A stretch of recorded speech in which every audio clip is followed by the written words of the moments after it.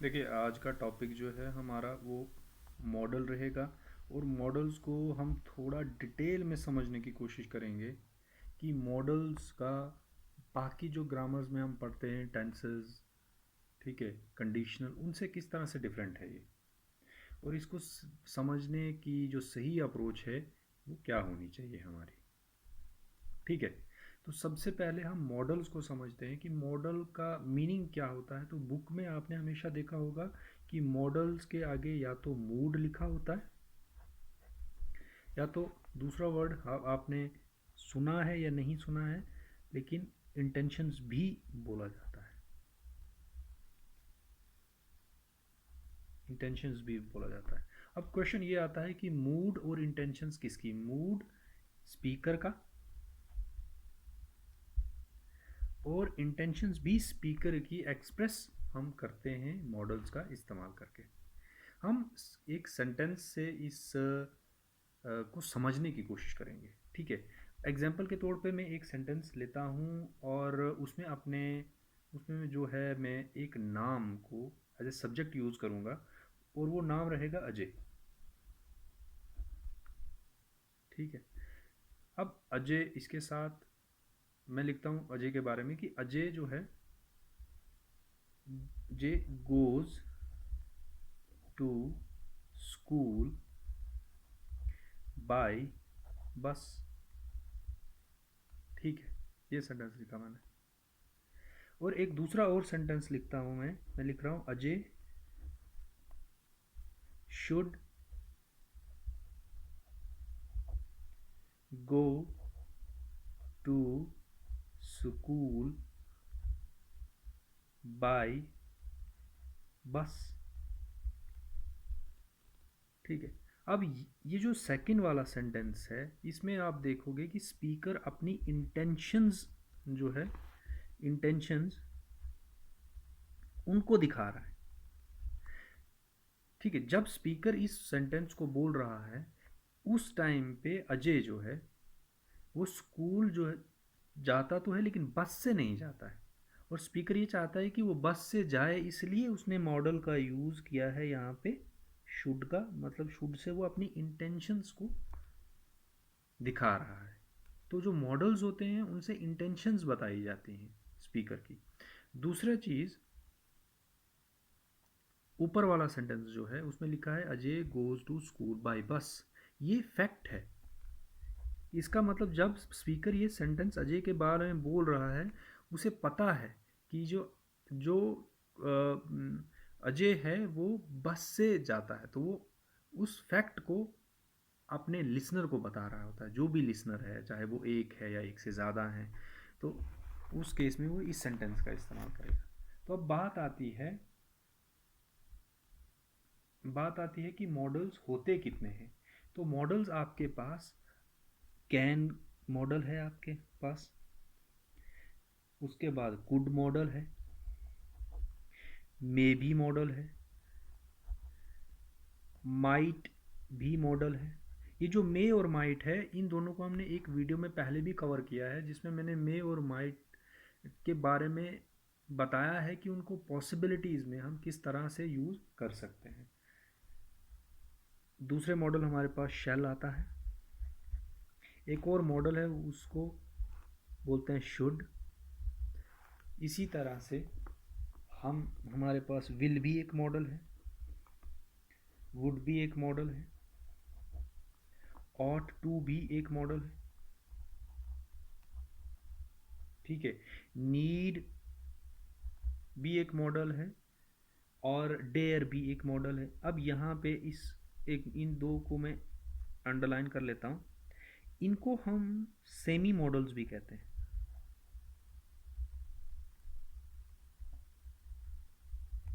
ठीक है। Semi models भी बोला जाता है इनको। इनको हम देखेंगे कि इनको सेमी मॉडल क्यों बोला जाता है।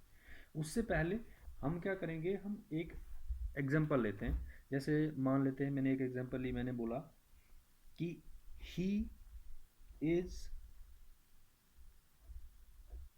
Studying hair. ठीक है। एक और लेता हूं मैं, he is a student here. ठीक है, या इसके अलावा मैं ये भी कह सकता हूँ कि he is teaching here, he is a teacher here. इन दोनों सेंटेंसेस को अगर हम देखें तो इनसे हमें देखिए, इनको अगर हम देखें, पहले वाले सेंटेंस को देखता हूँ, इज यहाँ पे ये क्या है, ये हेल्पिंग वर्ब है आपका, और ये मेन वर्ब है, एम वी हम मेन वर्ब कहेंगे। यहाँ पे हेयर जो ये है ये आ गया एडवर्ब, और ये ही मेरा सब्जेक्ट आ गया। लेकिन यहाँ पे अगर मैं नीचे वाले सेंटेंस में देखता हूँ तो इस वाले सेंटेंस में इज के अलावा दूसरी और कोई भी मेन वर्ब नहीं है। ठीक है, तो इज ही यहाँ पे क्या है, मेन वर्ब का काम भी कर रही है। ठीक है, और नीचे वाले सेंटेंस में भी सेम है, ये इज हेल्पिंग वर्ब है, टीचिंग मेन वर्ब है। उसी तरह से नीचे इसमें भी क्या है, ये इज मेन वर्ब है, और ये आपके पास क्या है यहाँ पे, ये नाउन है, ये आर्टिकल आ गया, और ये एडवर्ब आ गया। ठीक है, तो यहाँ से हमने क्या देखा कि ये जो हेल्पिंग वर्ब था, इन दोनों सेंटेंसेस में अगर आप देखोगे, इन दोनों सेंटेंसेस में जो हेल्पिंग वर्ब है उस वो हमारे पास एक सेंटेंस में इज की तरह यूज़ हुआ, मतलब सॉरी, एक में वो इज जो है वो हेल्पिंग वर्ब की तरह यूज़ हुआ, और एक में इज जो है वो मेन वर्ब की तरह यूज़ हुआ। ठीक है, तो इसका मतलब इज जो हमारे पास बी फॉर्म ऑफ वर्ब होती है, बी फॉर्म ऑफ वर्ब होती है, जिसमें हमारे पास आता है इज आता है, एम आता है, आर आता है, फिर दूसरा हमारे पास वॉज आता है, फिर वर आता है। तो इन इन हेल्पिंग ये बी फॉर्म ऑफ वर्ब्स को हम मेन वर्ब की तरह भी यूज़ कर सकते हैं और हेल्पिंग वर्ब की तरह भी यूज़ कर सकते हैं। लेकिन अगर हम मॉडल्स को देखें, जैसे मैं यहाँ पे यूज़ कर रहा हूँ कैन मॉडल को यूज़ करके मैं एक सेंटेंस बनाता हूँ। जैसे मैं लिखूँगा कि ही कैन स्टडी हेयर। ठीक है, तो इसमें स्टडी जो है वो मेन वर्ब है मेरा, और ये जो है कैन हेल्पिंग वर्ब आ गया, और ये यहाँ पे स्पीकर जो है ही के बारे में बता रहा है। ठीक है ना, ही मतलब इंटेंशन शो कर रहा है ही की। उसके बाद अगर नेक्स्ट सेंटेंस में लिखता हूँ ही कैन, और उसके बाद वर्ब भी ना लिखूँ, दूसरी कोई वर्ब ना लिखूँ, तो ये सेंटेंस गलत है। ठीक है, तो यहाँ से जो हम समझेंगे वो ये समझेंगे कि जो कैन होता है वो हमेशा हमारे पास हेल्पिंग वर्ब की तरह यूज़ होता है। मतलब मॉडल्स जो हैं वो हम ऑलवेज कैसे यूज़ होंगे, as an helping verb. Sentence में हमेशा मॉडल जो है हेल्पिंग वर्ब की तरह यूज़ होंगे। ठीक है, पहली चीज़। दूसरा चीज़ हम अगर हम देखें कि जो हमारे पास हेल्पिंग वर्ब है, हम देखेंगे कि क्या सब्जेक्ट का इन पे असर पड़ता है या नहीं पड़ता। जैसे मान लेते हो ऊपर वाला सेंटेंस मैंने लिखा था ही के साथ लिखा है।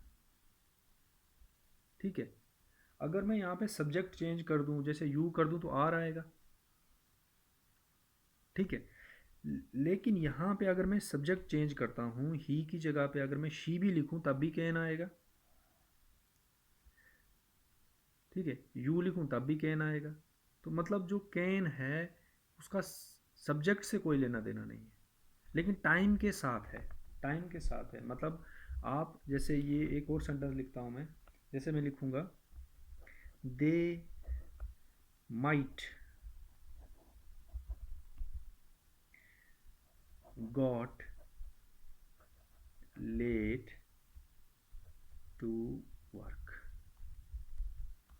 तो ये सेंटेंस जो है ये मेरे पास गलत है। यहाँ पे ये जो माइट है ये मे की क्या है, मे वर्ब की पास्ट फॉर्म। क्या है, पास्ट फॉर्म है मे वर्ब की, मतलब यहाँ से कह सकते हैं पास्ट ऑफ मे है ये। ठीक है, माइट, माइट जो है वो पास्ट ऑफ मे है। ठीक है, तो ये यहाँ पे माइट बता रहा है कि ये सेंटेंस जो है वो पास्ट का है। तो यहाँ पे जो वर्ब हमने यूज़ की है वो वी टू यूज़ करी है। वी टू जो वर्ब होती है वो भी हम पास्ट में इस्तेमाल करते हैं। तो आप दो वर्ड ऐसे एक ही सेंटेंस में ऐसे नहीं लिख सकते जो सेम टाइम को रिप्रेजेंट कर रहे हैं। तो हमें क्या करना पड़ेगा, एक को हटाना पड़ेगा। अगर हम माइट को हटाते हैं इसका मतलब हमने फिर जो स्पीकर की मतलब मूड है उसको चेंज कर दिया, या ना उसको चेंज कर दिया। अगर माइट हटा दिया तो इसका मतलब ये फैक्ट हो जाएगा। फिर अगर मैं इसको बिना किसी मीनिंग के कि मीनिंग चेंज ना हो और अगर चेंज करना हो तो मैं कैसे करूँगा, मैं इस वर्ब को ही चेंज कर दूंगा यहाँ पे। तो मैं इसको लिख सकता हूँ they might get late to work.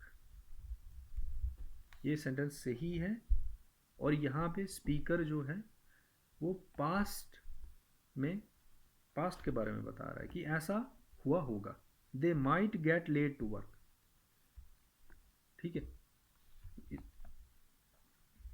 तो यहाँ पे जो नोट करने वाली चीज़ ये है, आप नोट में इसको लिख सकते हो कि जो मॉडल्स होते हैं वो हमारे पास टाइम डिसाइडिंग एलिमेंट होते हैं, है ना, कि उनसे हम टाइम भी डिस्क्राइब कर सकते हैं। जैसे आप कहोगे कि या इसको इस तरह से लिखो आप कि time deciding element is model.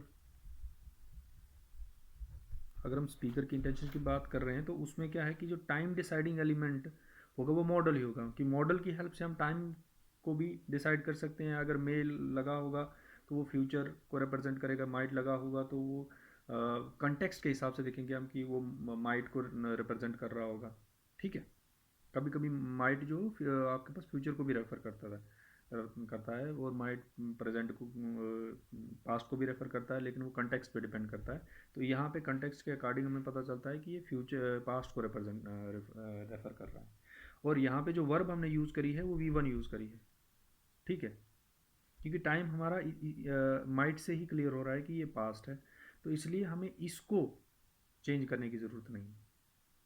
ठीक है, क्योंकि देखिए हम टेंसेस में जब यूज़ करते हैं डिफरेंट फॉर्म ऑफ वर्ब्स तो उनसे हम टाइम को भी इंडिकेट करते हैं। गोज लिख रहे हैं इसका मतलब वो क्या है, प्रेजेंट है। अगर V2 यूज़ कर रहे हैं तो वो हमारे पास पास्ट में यूज़ करते हैं V2। ठीक है, तो हम इसी तरह से ये नोट आप नोट कर लीजिएगा कि टाइम डिसाइडिंग एलिमेंट जो होता है वो मॉडल होता है। तो इसीलिए आप यहाँ ये भी जोड़ लीजिए इसके साथ कि so we use V1 after modal, तभी हम V1 जो है यूज़ करते हैं मॉडल के बाद, मॉडल वर्क के बाद। ठीक है, तो हमने जो देखा वो हमने ये समझा कि भाई मॉडल्स और क्योंकि मॉडल्स और हेल्पिंग वर्ब के बीच में अगर हम डिफरेंस देखें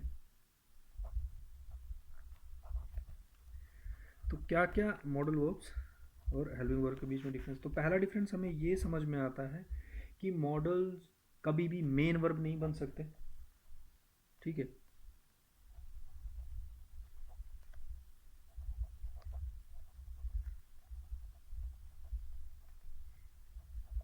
ठीक है, दूसरी चीज़ कि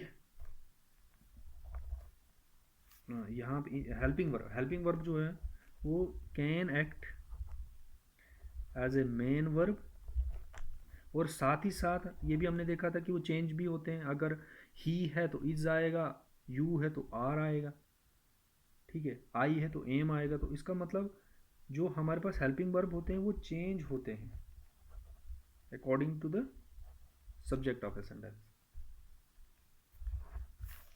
ठीक है।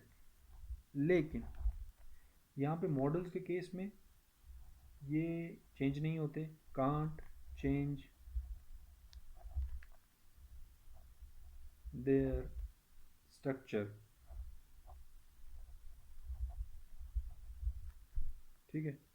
अब यहाँ पे अगर आप जोड़ना चाहो तो ये लिख सकते हो अकॉर्डिंग टू नंबर्स, नंबर के अकॉर्डिंग जो है वो अपना स्ट्रक्चर चेंज नहीं करते हैं। दूसरी चीज़ कि मॉडल्स के बाद हमेशा base form of verb use की जाती है, मतलब ऑलवेज टेक V1, है ना, V1 जिसे हम क्या बोलते हैं, बेस फॉर्म भी बोलते हैं। ये चीज़ें हमने मॉडल में देखी, ठीक है। ओके।